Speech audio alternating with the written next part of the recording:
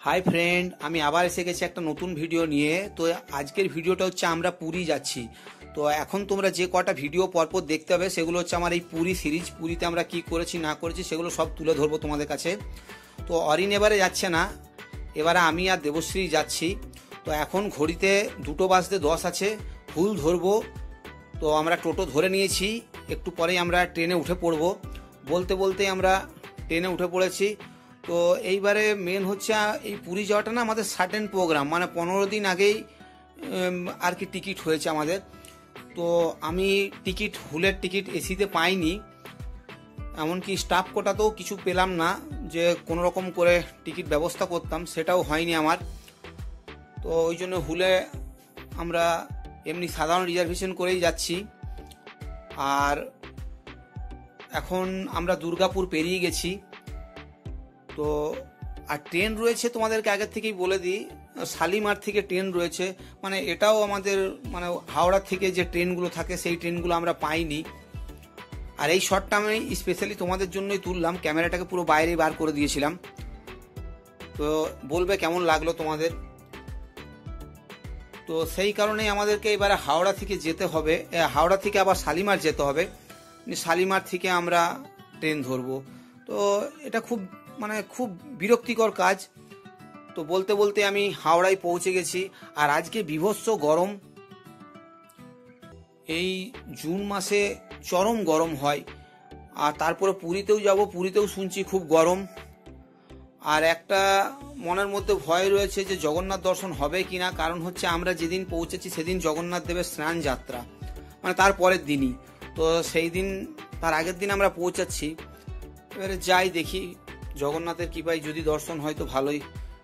দেবশ্রী পেছনে পেছনে আসছে। তো আমরা পরবর্তী আমাদের নেক্সট ট্রেন রয়েছে, সেখানে যাব। তো এখন হাওড়া থেকে বেরিয়ে যাচ্ছি। তো বেরিয়ে পরে আমাদের কোথাও যেতে হবে না, 15 নম্বর থেকে আমরা ট্রেন ধরবো আমরা সাঁতরাগাছির। কারণ ওই শালিমার থেকে ট্রেনটা আসে, আমি সাঁতরাগাছির থেকেই উঠবো, আর শালিমার যাওয়ার দরকার নেই। তো এই দিকটাতে একটু তোমাদেরকে দেখিয়ে দিলাম যে এই মেট্রো হয়েছে এখন হাওড়া থেকে কলকাতা যাওয়ার জন্য। তো বলতে বলতে আমরা চলে এসেছি সাঁতরাগাছি স্টেশনে। তো সাঁতরাগাছি স্টেশনে আমাদের ট্রেন সাঁতরাগাছিতে 8:40 আছে। তো 8:40 অনেকক্ষণ পেরিয়ে গেছে, আমাদের খাওয়া দাওয়া হয়ে গেছে। তো এখনো ট্রেন আসেনি। ট্রেন মোটামুটি যা এক্সপেকটেশন করছি তাতে 10টা সাড়ে 10টার আগে আসবেই না, সব ট্রেনগুলোই লেট। জানি না যে কি হচ্ছে। একটু আগেই গীতাঞ্জলি গেল। বলতে বলতে এই দেখো আমরা ট্রেনে উঠে গেছি। দেবশ্রী নিজের সিটে যাওয়ার জন্য ব্যস্ত, আর আমি উঠে গেছি। তো ব্যাড লাক, বেশিরভাগ টাইমে যতবার রিজার্ভেশন করি সববারই আমাদের সবগুলোই লোয়ার হয়ে যায়।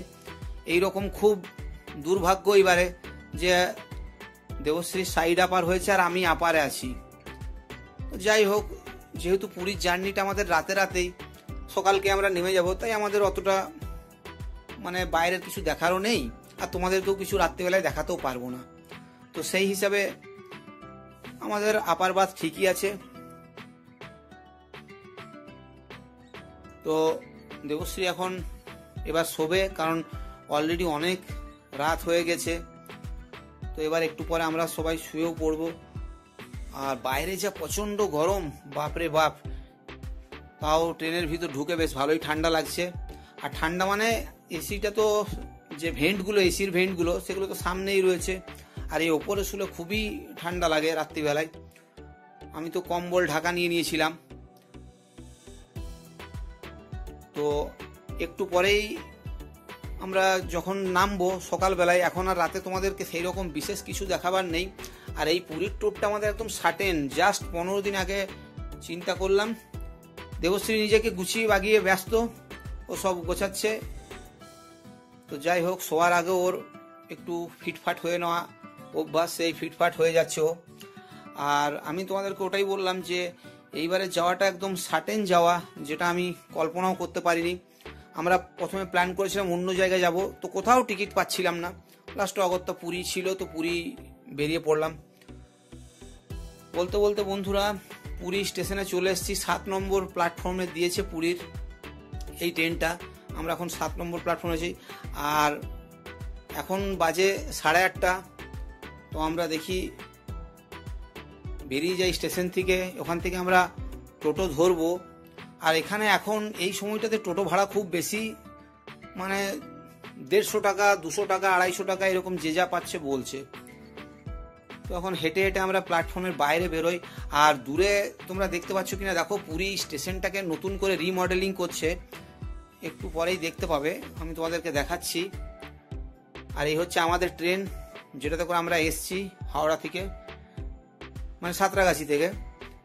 তো এই দেখো, এই যে ব্লু টিনটা দেওয়া আছে ওই পারেই বিল্ডিংটা হচ্ছে। তো বিভৎস বিল্ডিং তৈরি করছে, মানে পুরী স্টেশনটা চেনাই যাবে না যখন এটা কমপ্লিট হয়ে যাবে।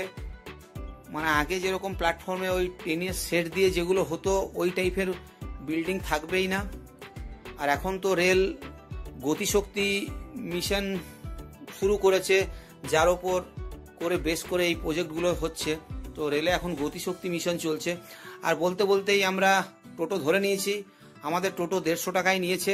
একটু বাইরে এসে ধরলাম, ওখানে তো গলা কাটা রেট, 250 টাকা 300 টাকা বলছে। আমরা একটু হেঁটে রোডের এই পারে চলে এসেছি, 150 টাকা নিল। আর এখন তো সামনেই রথ না, তো ওই হিসাবে এই রেটটা এখন বেশি, কারণ প্রচুর লোক আসছে। আর বাঙালি তো পুরীতে বুঝতেই পারছো, অনেক বাঙালি আসছে। তো আমরা এখন আস্তে আস্তে এবার যেটা বিচ রোড আছে সেই বিচ রোডের দিকে এগোচ্ছি। এখনো বিচ রোড আসেনি, একটু পরেই দেখতে হবে। আর এখানে কিছু প্রশাসনিক ভবন রয়েছে পুরীর এখানেই, এমনকি এদের যে রাজ্যপালেরও একটা, মানে রাজ্যপাল যে বাসস্থান সেটাও এখানে রয়েছে। আর পুরীর এই জায়গাগুলো সত্যিকারই খুব সুন্দর, নিট অ্যান্ড ক্লিন। মানে রোড তো সবসময় মনে হয় পরিষ্কার থাকে, আর কোনো গাড্ডা নেই। আর আমাদের এখানে তো রোডে পট হলেই ভর্তি। তো যাক, এইসব রাস্তায় গাড়ি চালিয়েও বেশ মজা। আর উড়িষ্যার যে সংস্কৃতি সেগুলো তুলে ধরেছে, এগুলো সব প্রশাসনিক ভবন। আর বলতে বলতে আমরা চলে এলাম বিচ রোড, যেটা স্বর্গদ্বারের রাস্তা, সেই রোডটাতে আমরা যাচ্ছি। আর এই দেখো, এইবারে এসে যেটা নতুন দেখলাম, এই সামনে সামনে গাছ লাগিয়ে দিয়েছে। মানে এই যে বিচটা, এখানে বেড়া দিয়ে গাছ লাগানো আছে। কি গাছ লাগানো আছে বুঝতে পারছি না, কোনো ফুল টুলের গাছ হবে হয়তো। তো এরকম অনেক, প্রায় 2-3 কিলোমিটার জুড়ে এইরকম রয়েছে। পরে আমরা যখন বাইরে বেরিয়ে দেখেছিলাম সেদিনও। বলতে বলতে আমরা চলে এলাম আমাদের হোটেলে। তো এই দেখো, সেই আমাদের এল টাইপ রুম, মানে এগুলো ডিলাক্স রুম রয়েছে। তো আবার সেই আমাদের এল টাইপ রুমটাই চাই।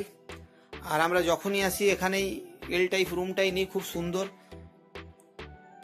দেবশ্রী ব্যাগ নিয়ে ঢুকছে। আমাদের রুম পেতে 9:30 হয়ে গেল। এখন চান করব, চান করে আমরা মন্দির দর্শনে যাব, কারণ কোনো উপায় নেই। কালকেই জগন্নাথ দেবের স্নান যাত্রা, তো আজকেই আমাকে দর্শন করতেই হবে। আর এই দেখো রুমের, তোমাদেরকে ভিতরটা দেখিয়ে দিচ্ছি।